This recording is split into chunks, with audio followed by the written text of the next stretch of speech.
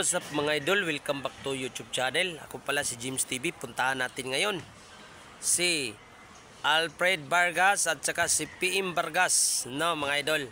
Kaya alam nyo na kung sino si Alfred Vargas, no mga idol. Yung artista na ngayon nandito, magkita kami kasi mayroon siyang project na napatapos kay Kapitana Risa Pascual. Kaya let's go, samahan nyo kami mga idol.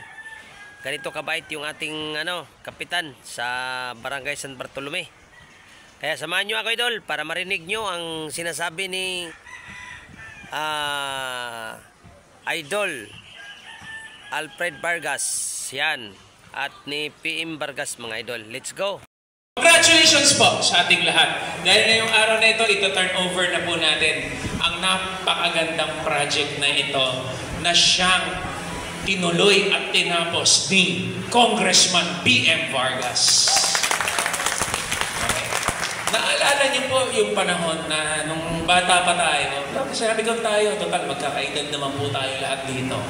Nung bata pa tayo, pagkatapos namin mag-school, okay lang maglaro tayo sa labas. Pwede magpiko, patintero, luksong baka, luksong tingyan. Si Kong PM, kakalaro ko yan sa patintero. Okay? Tsaka ako mahilig ako yung sa patutot. Diba? Ako yung mahilig ako sa ganon. Diba? Tapos okay lang. Kahit lumabas ka, pagkatapos ng tanghali, pagkatapos bumalik ka, pag orasyon na. Diba? Okay lang yan kasi alam ng mga magulang mo na safe ka at wala kang kaproblema na talagang makakabalik ka. Hindi na yan pwede nga sa panahon ngayon. Nakakatakot na. Ako po, 4 yung anak ko. Diba? Nakakatakot na dalhin lang sila sa labas, hayaan mo lang sila mag-isa. Hindi na po pwede. Yan ang gusto naming ibalik ni Congressman PM Vargas. Na sana balang araw, maibalik natin na alam natin yung komunidad natin safe talaga. Na kahit iwan natin dyan, hindi sila ma-influensyahan ng drugs. Hindi sila ma-influensyahan ng pag-inom o kahit anong bisyo. Hindi sila ma-influensyahan ng kung ano. Dahil hindi na nila kailangan lumabas pa sa malayong lugar. Kung hindi, dito na lang sila maglalaro. Dito na rin sila makikipagkaibigan.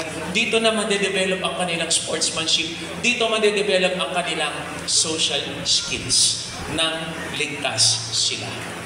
Okay? Hindi lamang po ito para sa atin, kung hindi para talaga ito sa mga anak at mga apo natin. Kaya po, bilang unang congressman ninyo na ngayon incumbent councilor po ninyo, sinimulan po natin to i-develop. Ako, I give credit also.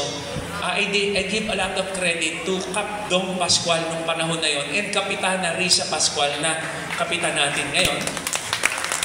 And syempre, yung pinaka-common denominator natin, sila, Pres, Chris, Papa, para sa development nito.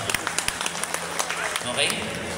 Ito po, halimbawa, yung kabilang court, yung village po na Goodwill, kakaunti lang po mayroong ganitong kalaki na recreation space. Ang ginawa po niya, lumang court po yan, ni-rehabilitate po yan, kasabay po nitong bagong multipurpose covered court na ito.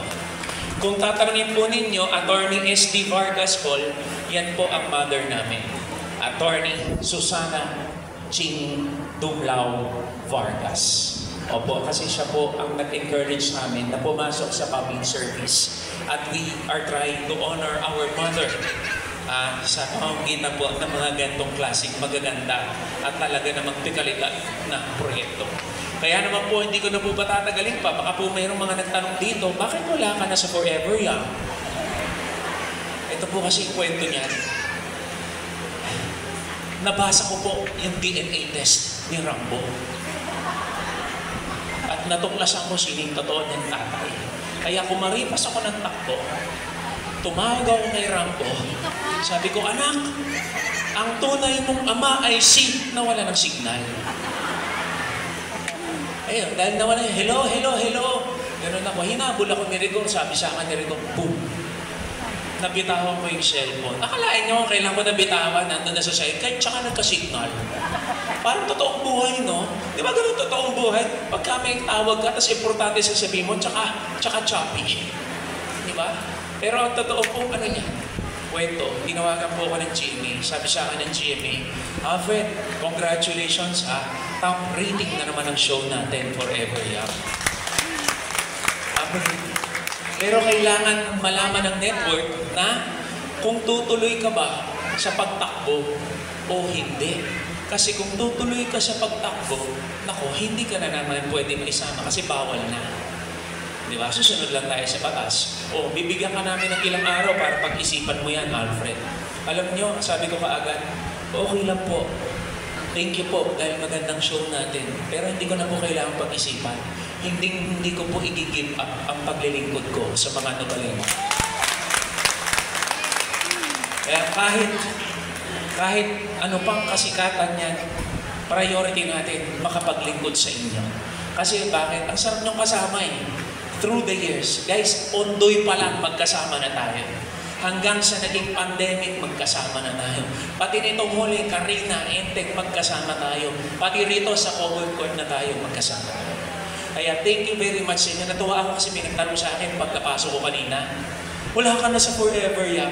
Thank you po kasi mula Encantadio pa lang, minahal at sinuportahan nyo na si Alfred Vargas. Okay? At syempre, thank you kay Caprisa Pascual, palakpakan po natin. Thank you sa ating mga representatives from Department of Public Works and Highways, palakpakan po natin. Thank you kay Pastor Olan Castro and ating Kuya Renato Pereira, ang ating Kings Point Toda President. Solid na solid. Okay? Tapos, syempre,